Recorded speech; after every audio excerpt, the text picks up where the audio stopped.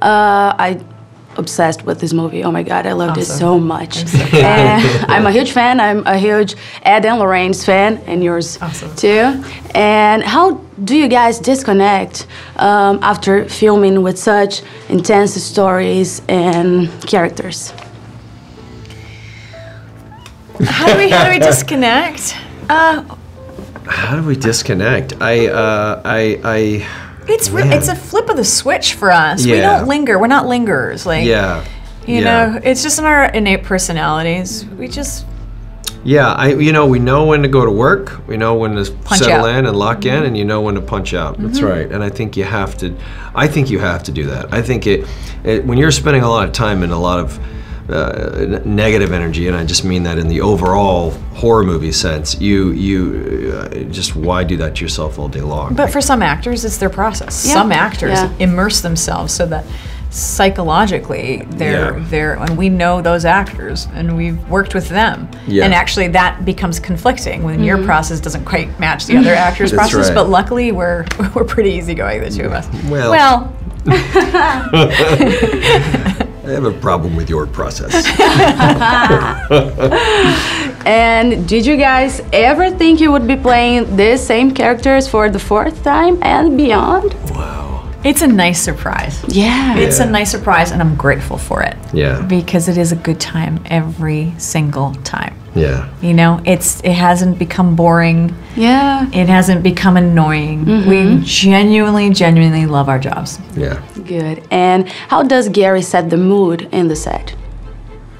He's so chill, you know. Yeah. It's such a positive, calming energy for a guy that thinks of all this stuff and is such a skilled writer. Nothing faced him. He felt so completely skilled and gifted in what he did. And but you know, we take a lot of that energy, and we get very spoiled with James. We've been real fortunate. Because if a director had a negative energy, it would not be good. That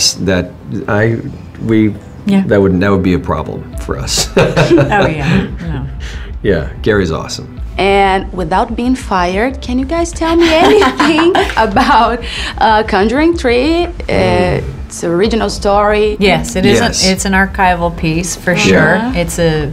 It's one of their strangest cases, absolutely. Yeah, and a different type of case. You know, the one thing that when I say we, I just mean the universe, the producers and writers and James, they don't want to retread the same ground, right? So we can't just keep investigating, you know, haunted houses or whatever it's going to be. So we're constantly pushing the storyline and going through their archives and which stories were something really different for them and what did that do to them as a couple. So because each of the films has always had a toll on them, either as a couple or individuals, and Conjuring 3 is certainly no different than that. Can't wait to see. Thank you, guys. We're having a good time. Everything you see in here is either haunted, cursed, or has been used in some kind of ritualistic practice. Nothing's a toy.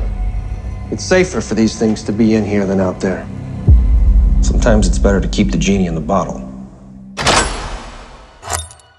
So girls, first of all, I love the movie. Really scary. And this is a girl power movie, right? Yes. How important is it to have a movie as big as Annabelle, led by 4 amazing actresses? Well, I think that it's really important because I'm not saying this about the Annabelle franchise. I think that they do really good representing the girls, but I know that there's a lot of, in horror movies, it's always like the girls are like, oh no, and they're running and falling over thin air and stuff, but I think it's great seeing all of these wonderful ladies come together and fight these demons and ghosts, because, you know, usually it's the exact opposite. The ladies are just like, ah. They don't need a man to save them. We're saving each other. It's really cool. It's really fun too.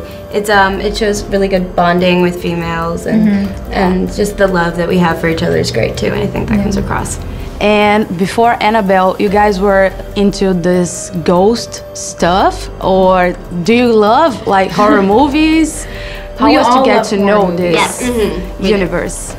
I like researching ghost stuff and stories and things like that. It scares the the crap out of me, but like it's so much fun to research real life stories. So this was super cool to be a part of because Annabelle is real, and but yeah, horror movies though freak me out. Don't know why. I love them, but they freak me out. We can ignore it, right? Yeah. And Makina, you are such a veteran in horror productions. I mean, you were at the Haunting of Hill House, Sabrina, and how do you prepare yourself for such intense roles? Well, I just think about scary things. I don't know. I don't know. It's just from watching a lot of horror movies with my dad. I like to try to look at what other people have done and try to figure out how to do that myself. And which one was the most intense scene for you girls to make? For me, final scene. Yeah. The final scene. Yeah. The prayer one? Like? Yes. Okay. Not a spoiler, not a spoiler. Yes. That was hard. A lot of the physical work we did was hard. We did a lot of stuff with wires and yeah, without giving too much away, there was a lot. All of that was hard, but fun, but hard. Yeah, the stunt stuff and the screaming. It can it can take a toll on your body. You know, you wake up the next day and you're like, oh, I had no idea. Yeah, I put myself through that much work. And how was working with Gary? Do you have any funny backstage stories? I love him. He's wonderful, but don't trust him. Don't trust him. He's a prankster. Yeah. Don't trust him. Really? No. Yeah, he would always find some way to throw a producer in like a cabinet or something and just do something goofy on like the final take. Oh yeah, and he put like a picture of our AD on like on a frame that was being zoomed into at one point, so that when they zoomed in, he would see it. He didn't know, like just little things like that. It was funny. Oh, do you guys remember that time?